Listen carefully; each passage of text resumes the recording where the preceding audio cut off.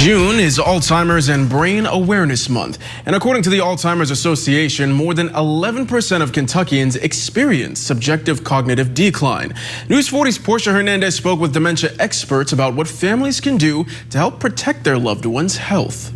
A lot of times they just don't call until it's a crisis. June is Brain and Alzheimer's Awareness Month. According to the Alzheimer's Association, the state of Kentucky has over 81,000 people aged 65 and older living with Alzheimer's. Jeannie Jacobs is the founder of Defying Dementia and says it's important to pay close attention to the signs. Sometimes people think, oh, it's just being forgetful, right? The number one sign that I encourage people to look for is actually apathy.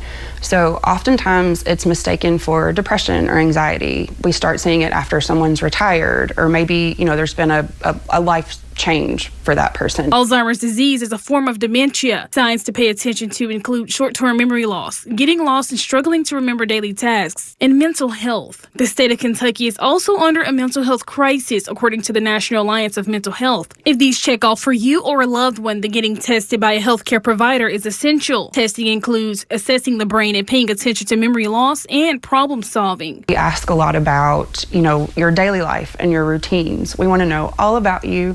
We even want to know what you watch on TV and in what order you get your clothes on in the morning. Jacob started serving the community with her business after taking on a battle of dementia through her father. My father had Parkinson's disease and later developed dementia the last 4 or 5 years of his life. And so I felt the impact of it firsthand.